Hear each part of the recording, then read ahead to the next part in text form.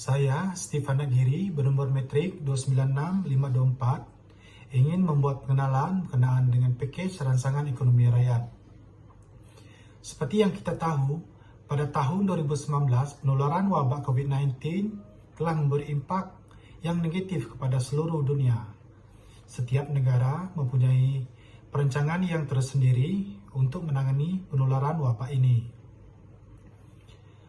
Pada 27 Mac 2020, Perdana Menteri Malaysia ketika itu, Tan Sri Muhyiddin Yassin, telah mengadakan sidang media khas yang berkonsepkan peduli rakyat dan memperkenalkan pakej rangsangan ekonomi rakyat memperuntukkan 250 juta dan bantuan ini juga diberikan dengan kadar segera agar dapat meringankan beban semua pihak. Beberapa matlamat telah ditetapkan dan ianya memberi beberapa manfaat kepada rakyat. Pemulihan ekonomi negara semasa penularan wabak ini perlu dilakukan dengan sistematik dan harus mempunyai perancangan yang rapi. Seperti yang kita tahu, pada tahun 2003, negara telah mengalami kejatuhan ekonomi berikutan penularan wabak sindrom pernafasan akut iaitu SARS. Dengan pengalaman yang kita ada telah memberi gambaran kepada kerajaan terkini untuk melaksanakan perancangan yang rapi berkenaan dengan penularan wabak ini agar dapat memperkukuhkan dan memulihkan ekonomi negara dengan berkesan serta menjaga kebajikan semua pihak. Dengan bantuan yang diberikan oleh kerajaan, rakyat berasa senang walaupun banyak cabaran yang dilalui untuk meneruskan aktiviti seharian. Rakyat harus mengikut segala arahan yang telah ditetapkan oleh kerajaan semasa penularan wabak seperti ini.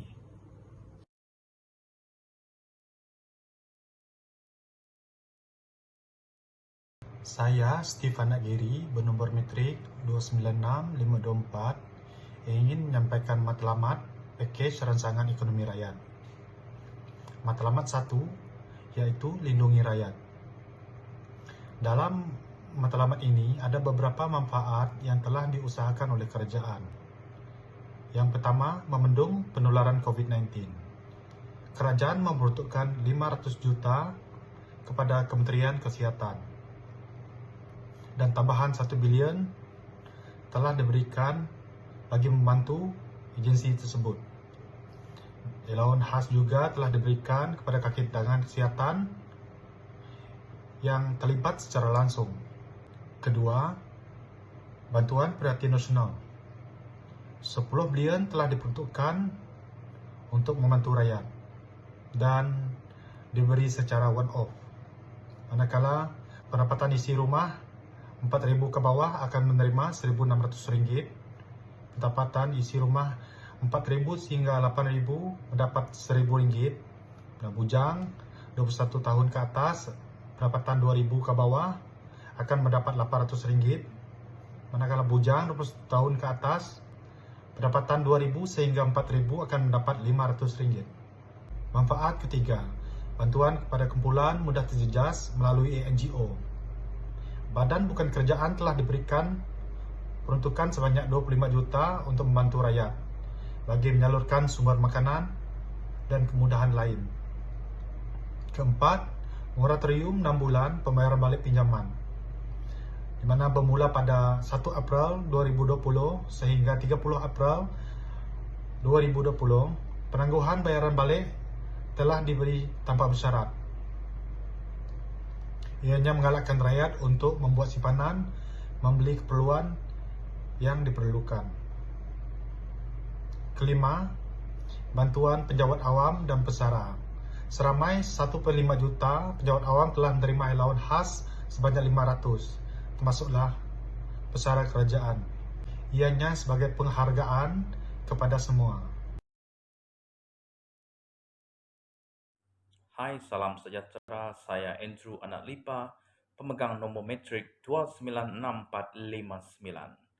Saya akan menyampaikan berkenaan dengan matlamat dan manfaat dari pakej rangsangan ekonomi yang berkaitan dengan sokongan perniagaan.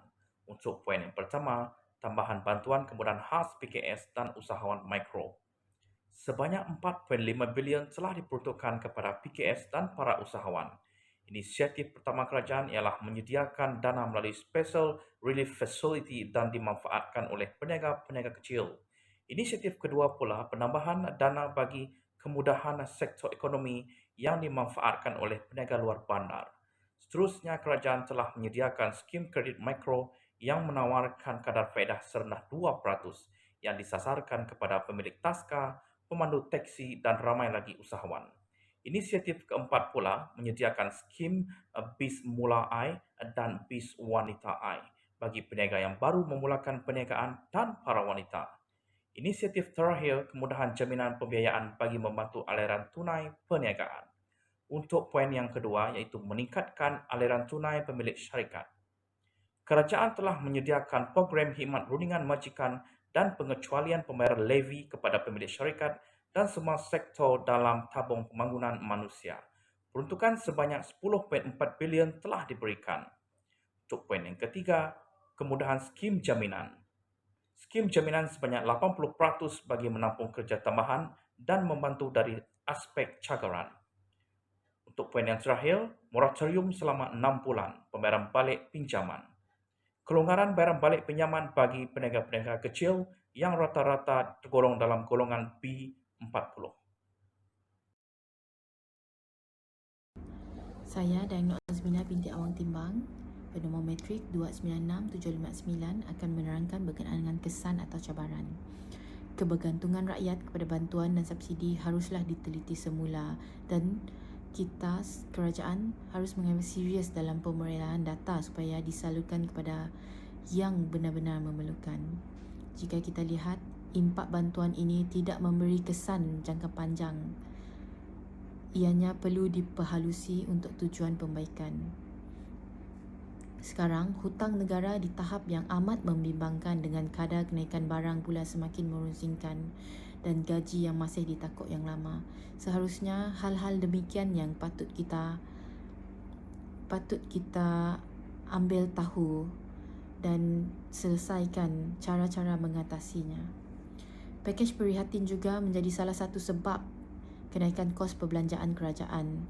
Bantuan ini menjadi impak dan tekanan terhadap kewangan negara.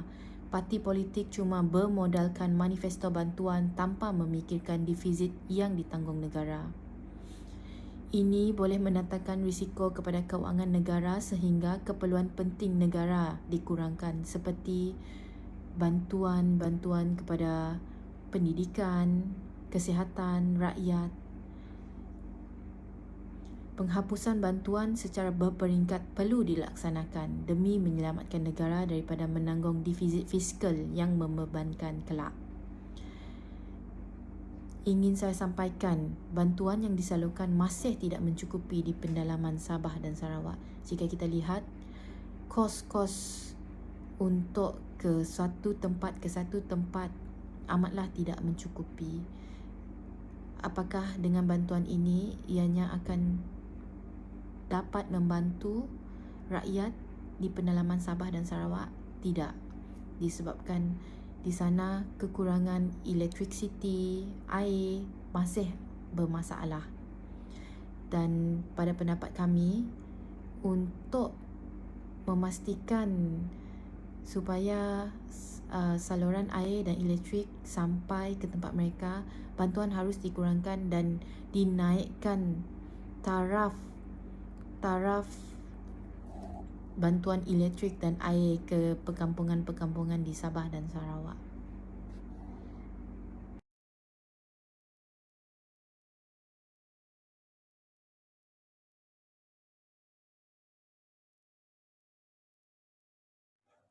Untuk kesimpulan bagi pakej rangsangan ekonomi ini ingin saya simpulkan di sini iaitu ada kebaikan dan keburukan bagi pakej rangsangan ekonomi rakyat. Impak daripada pakej yang kita perolehi juga banyak memberi kesan yang positif dan negatif kepada semua pihak. Sokongan padu rakyat Malaysia bagi pakej ini juga amat memberangsangkan. Penambahbaikan lagi pakej ini juga akan terus memberi keselesaan kepada rakyat. Sekian, terima kasih.